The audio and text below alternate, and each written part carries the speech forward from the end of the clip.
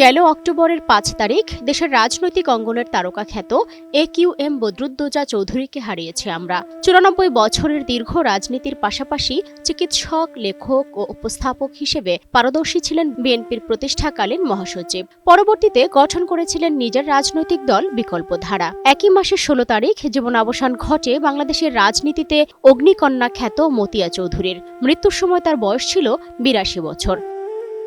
বিদায়ী বছরে বাংলাদেশের সাহিত্যাঙ্গন থেকেও হারিয়ে গেছেন অনেক বিশিষ্টজন। ইসলামী সাংস্কৃতিক সংগঠক আসাদ বিন হাফিজ মারা যান গেল ৩০ জুন। প্রেম ও দ্রোহের কবি হেলাল হাফিজ চিরবিদায় নেন গেল ১৩ ডিসেম্বর। ৭৬ বছর বয়সে নিভে যায় তার জীবন প্রদীপ। হেলাল হাফিজ এখন যৌবন যার, মিছিলে যাবার তার শ্রেষ্ঠ সময় অমর উক্তির মধ্য দিয়েছিলেন ২০২৪-এর গণঅভ্যুত্থানেও। ২০২৪ সাল জুড়ে সবথেকে বেশি শূন্য হয়েছে গণমাধ্যম অঙ্গন। দেশের প্রখ্যাত ক্রীড়া সাংবাদিক অঘোর মণ্ডল সেপ্টেম্বরের ২৫ তারিখ ৫৮ বছর বয়সে চিরনিদ্রায় চলে যান।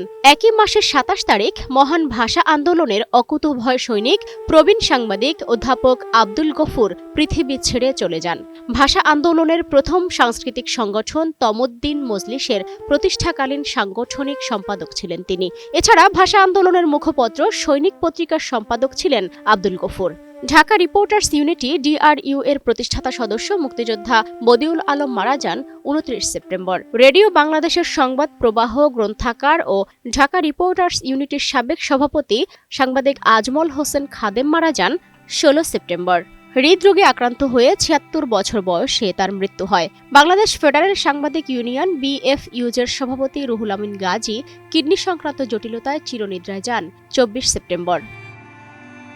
বিদায়ী বছরের অনেকটা জুড়ে ছিল দেশের সঙ্গীতাঙ্গনে বেদনার সুর। মার্চের ১৮ তারিখ মৃত্যু হয় যদি হিমালয় হয়ে দুঃখ আসের গায়ক খালিদের। হৃদরোগে আক্রান্ত হয়ে মাত্র ৫৬ বছর বয়সে মারা যান চাইম ব্যান্ডের ভোকাল খালিদ। অক্টোবরের ১৯ তারিখ নিজ বাসা থেকে লাশ উদ্ধার করা হয় আরেক জনপ্রিয় কণ্ঠশিল্পী মণি কিশোরের। এই পদ্মা, এই মেঘনা, তোমরা ভুলেই গেছো মল্লিকাদের নাম সহ এমন একাধিক কিংবদন্তি গানের গীতিকার ও সুরকার আবু জাফর না ফেরার দেশে পাড়ি জমান ৫ ডিসেম্বর। আর ১২ ডিসেম্বর দেশের সঙ্গীতাঙ্গনের আকাশ থেকে খসে পড়ে কালজয়ী গান নাই টেলিফোন নাইরে পিয়ন খ্যাত পাপিয়া সরোয়ারের নাম। দীর্ঘদিন ক্যান্সারের সাথে লড়াইয়ের পর পাড়ি জমান ওপারে।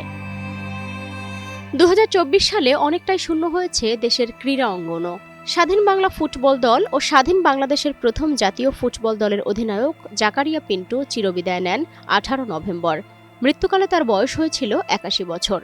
কমনওয়েলথ গেমসের স্বর্ণজয়ী শুটার আতিকুর রহমান মারা যান ১৭ জুলাই। দীর্ঘদিন কণ্ঠনালীর ক্যান্সারে ভুগে ৫৯ বছর বয়সে চলে যান না ফেরার দেশে। ২ ডিসেম্বর পৃথিবী ছেড়ে চলে যান আরেক স্বর্ণজয়ী শুটার সাদিয়া সুলতানা। মাত্র ৩১ বছর বয়সে মস্তিষ্কে রক্তক্ষরণজনিত কারণে মৃত্যু হয় তার। বছরের বিভিন্ন সময়ে অভিনয় জগৎ থেকেও চিরবিদায় নিয়েছেন অনেক গুণী শিল্পী। ১ নভেম্বর ৯৫ বছর বয়সে চলে গেছেন বরেণ্য অভিনেতা মাসুদ আলী খান। ৫ দশকের বেশি সময় ধরে প্রায় ৫০০ নাটকে বৈচিত্র্যময় চরিত্রে অভিনয় করে যিনি হয়ে উঠেছিলেন বাংলা নাটকের চেনা মুখ। ২১ পদকপ্রাপ্ত নাট্যজন, নির্দেশক, অভিনেতা ও বীর মুক্তিযোদ্ধা জামাল উদ্দিন হোসেন মারা যান ১১ অক্টোবর।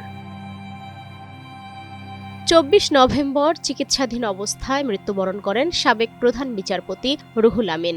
মৃত্যুকালে ৮৩ বছর বয়স হয়েছিল বাংলাদেশের ১৫তম প্রধান বিচারপতির।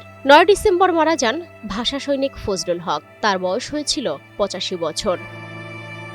সালমা জাহান মুক্তা, বৈশাখী সংবাদ, ঢাকা।